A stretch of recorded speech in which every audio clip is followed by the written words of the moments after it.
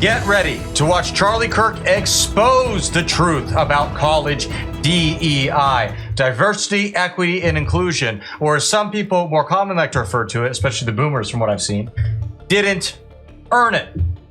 Yes, folks, there are people who still buy into this crap, but luckily, Charlie is here to set the record straight. So we're going to get right into it. But first, do me a big favor here, like our video and share it around so we can keep bringing y'all this great, hard-hitting content. And as always, Patriots, I'm your host, Arian, and this is Resist the Mainstream. Just for context, I'm open to learning and being informed, but I do believe we have a disagreement when it comes to DEI. You think it stands for didn't earn it. Essentially that colleges are dropping the bar, but I think they're just opening the door. So for example,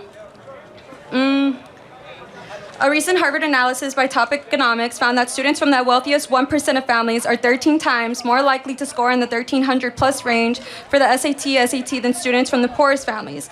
And I don't think that's because rich kids are 13 times smarter, but it's because they have access to better schools, private tutors, test prep, everything, right? And according to the University of California, they show that family background accounts for 40% of the variance in SAT/ACT scores among UC applicants. I would also like to mention that the Diversity in Society's Leaders, the Casual Effects of Admissions at Highly Selective Private Colleges, a study shown by the National Bureau of Economic Research, that I think that if you think it's based on race, at times I think it's based on wealth. So legacy applicants, children of donors, and recruited athletes were significantly more likely to be admitted than other students with the same academic credentials. So yeah, elite schools like Harvard, legacy students are about 5 to 6 times more likely to be admitted than non-legacy students with similar SAT scores.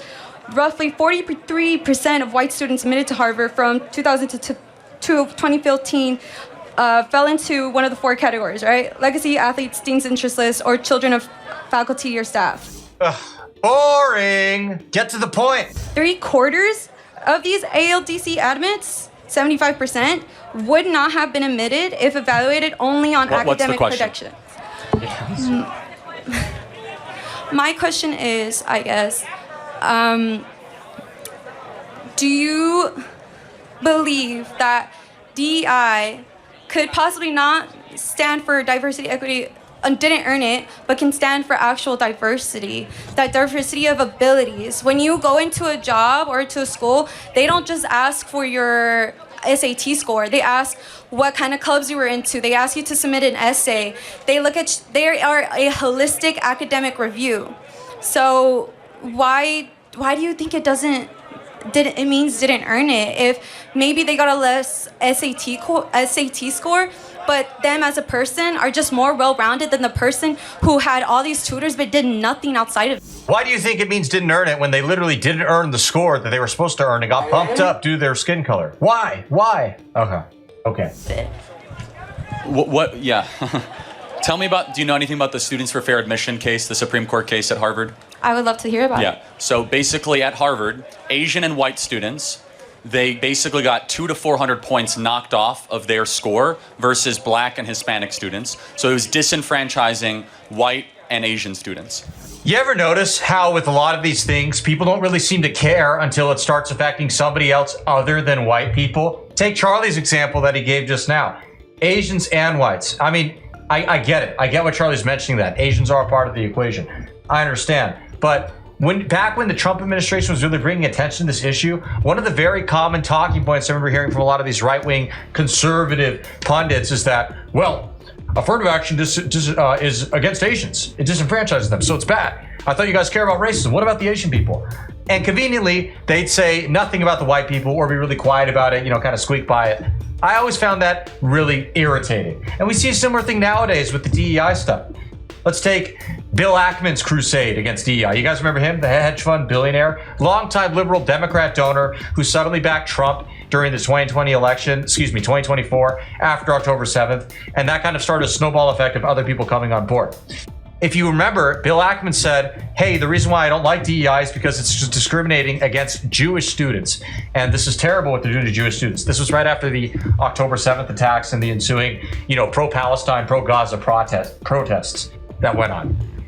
And I can't help but ask people like Ackman, did you care when it was affecting white people? Because there's been anti-white hatred and racism at these universities for decades now.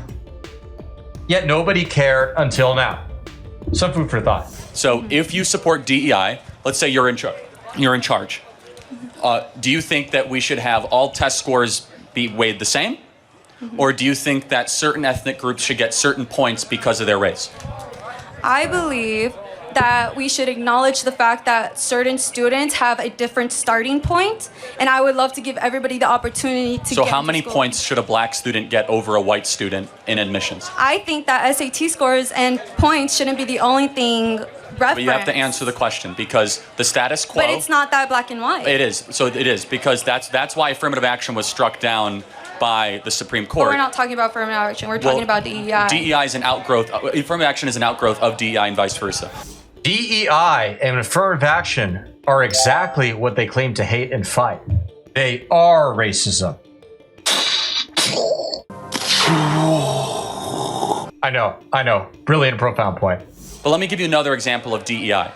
Do you think if I say to a group, let's say of Hispanic and black people, if I say you people, is that a microaggression?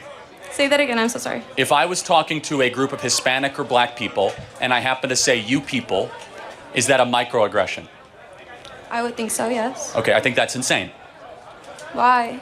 Because it's not a microaggression or racism to call any group of people you people. That's DEI in practice. So you guys might know about the group of clowns in the circus group of the Dean on F America thing. They fell apart in 1 week because one black woman called Dean and Parker racist because they were associated with a woman who called a group of black women you people, and they said you did not recognize microaggression. That's DEI in practice, where you could lose your entire job and your career for one misstatement. And you just showed it to me. Like, you think that's a microaggression to say you people to a group of Hispanic and black people? We should not be policing the speech of people. Instead, we should be caring about one thing, and that's merit and merit only when we put together our institutions. But if you base it on meritocracy, like I said, you're initially bringing in wealthy people who have these tutors but aren't well-rounded. So what? That doesn't mean anything. Yes, the degree of how good your parents are matter. Yes. If you have good parents, you get something that people with bad parents don't get. That's applicable beyond college. But with the people who score higher, let's say they didn't do anything, they are less likely to be able to take on challenges than the people who... Why wouldn't it matter? Because Wouldn't, inherently, as an employer, you are penalizing those with good parents. The only way you can make this work... You're not penalizing Yes, you are. them. No, you're not excluding them. Not true. It is the only way we see this. In order to elevate equity, you must compromise excellence. And that's fine if that's your position, because there's only so many spots, there's only so many places, and if you have a lot of qualified people and you want to try to get not as qualified people, you have to prevent the qualified people and elevate the unqualified people. That's what the Students for Fair Admissions case showed us. You're thinking that DEI is versus excellence. I think DEI is for excellence. Got it. Show me one institution that got better the more it embraced DEI. One institution that got better that embraced DEI. That got smarter, more competitive, leaner, more productive, and that was better than it was 10 years ago. Are our airports more efficient? Are we landing planes better? Are our airlines better? Is our government better? Is our schools better? Is our universities better? Show me one example. Is our public health authorities better? Show me one institution that's embraced DEI that has become better, more excellent than it was 20 years ago. It doesn't exist. DEI will destroy an institution from within. Let me ask you another question. When COVID happened, they removed the SAT scores, yet the graduation rates for Harvard were still the same. Do you think that because of... Sorry.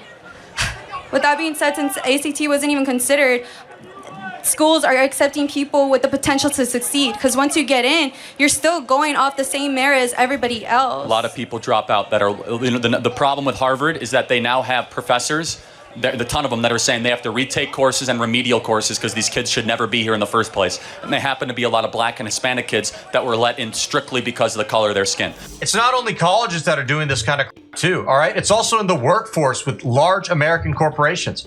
Give you a great example, or a terrible example, depending on how you interpret this. United Airlines, all right? They quite literally have said that half of all their new hires will be women and people of color, which I mean, that's terrifying, okay? Because they're basically saying, forget the 50% or 45%, whatever it is, of white men who actually were qualified. For them, we're going to dump them. Instead, put some unqualified idiot there instead. I don't know about you guys, but every time I go on a plane and the pilot is a woman or, you know, a person of color, as some will call it, I say Hail Mary, because I don't know if that plane's going to land.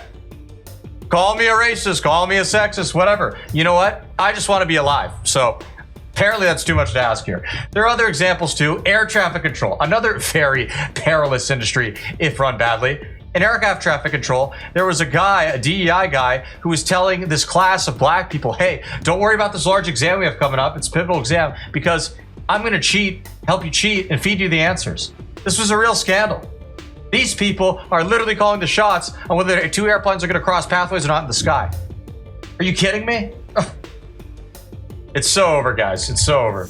So I guess my question is, do you care about the racial makeup of a college? The racial makeup of a college? Like if a college was all white or all Asian, would that bother you? I think it would stop them from being able to see different perspectives and thus improve their systems and improve the quality of their operation. But why is diversity only skin color? Can't a bunch of white people also disagree? Well, think of it this way: if I like my mom went to the hospital or something, and let's say her English is good, but her Spanish isn't. Her Spanish is good, but the English not so much, right? It would help that if a person who is Hispanic or knows Spanish would be the one helping her. She'd feel more comfortable with that person because she understands and relates. Learn English.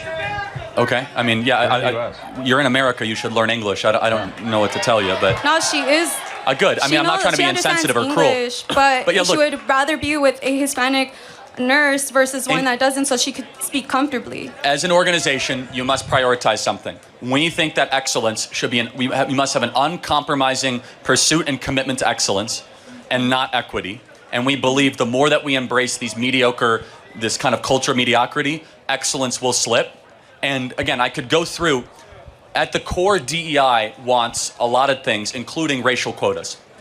Mm-hmm. We don't believe in racial quotas. Our best institutions would fall apart with racial quotas. Mm-hmm. We want excellence quotas and the best and the ones that earned it to be able to get in those positions. Mm-hmm. Thank you for your good faith conversation.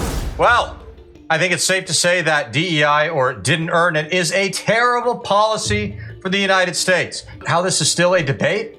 I've got no idea, folks. Beats me. What do you think? Let us know. We want to hear it in the comments. And also, hit that subscribe button down below so we can be sure that we'll see you again soon. And to those returning, hey, you're awesome. God bless.